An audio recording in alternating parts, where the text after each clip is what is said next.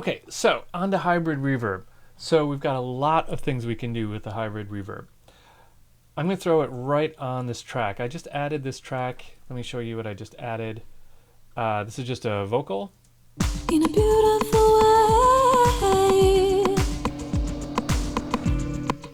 Okay, so here's what we can do with the hybrid reverb. We have two different kinds of reverb built into the hybrid reverb. We have algorithmic reverb and a convolution reverb. Okay, so if we go right here, we're going to select what kind of reverb we're going to do. We have serial, so they're basically both running. We have parallel, so that they go from one into the other. And then we have just algorithmic and just convolution. Okay, so let's talk about algorithmic first. Algorithmic is a bit of your standard reverb. This is going to get us a nice warm reverb sound. Let's do, we can adjust decay, size, damping, shape,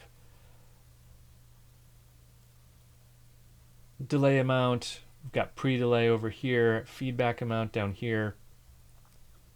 We have this bass mono mode that we can turn on, which is going to take all of our bass frequencies and make them mono. Can be nice in a reverb. And our dry wet amount.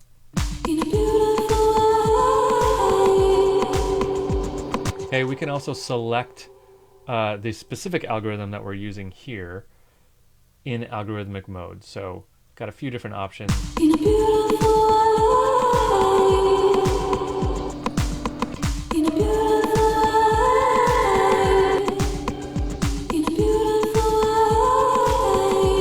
Kind of like the weird overtones in this one, this shimmer. It's fun. I'm going to turn it down a little bit, but cool. So now let's go to convolution. If you haven't used convolution reverb here, the way I think about convolution in general is it's kind of sort of like taking elements of one audio file and using and applying them to another audio file. It's kind of like multiplying two audio files together. It's not exactly that, but it's kind of what it's like.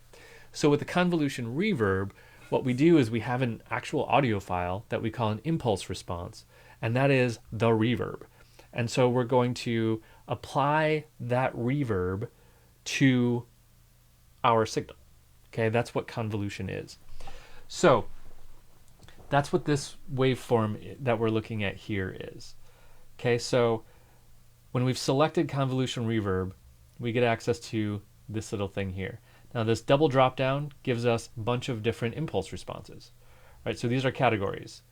So we can say real places. And we have concert hall. I guess that's my only option here. Chamber and large rooms.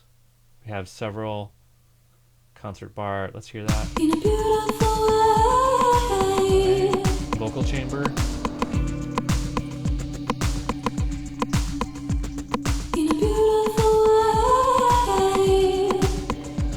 Alright, made for drums. Let's try that. Those would be cool to play around with later. Plates. Textures. So some of these textures get kind of weird. Harmonic chains.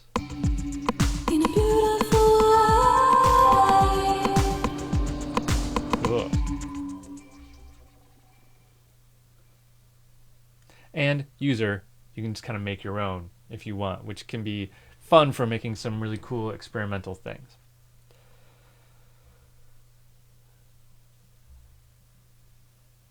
So let's go to chamber and large room, and then let's set this up to go in series, so we're actually going to hear both of them.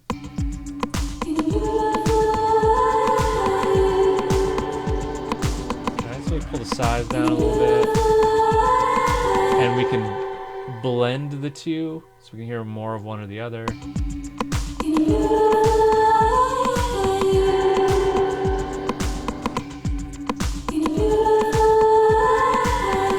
So you can do a lot of really dramatic stuff with this.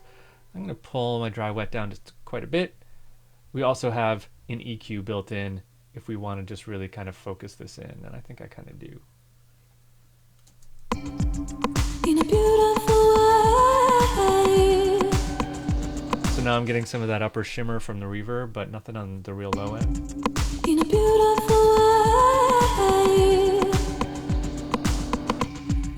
In a beautiful way. Open that up just a little bit more. In a beautiful way.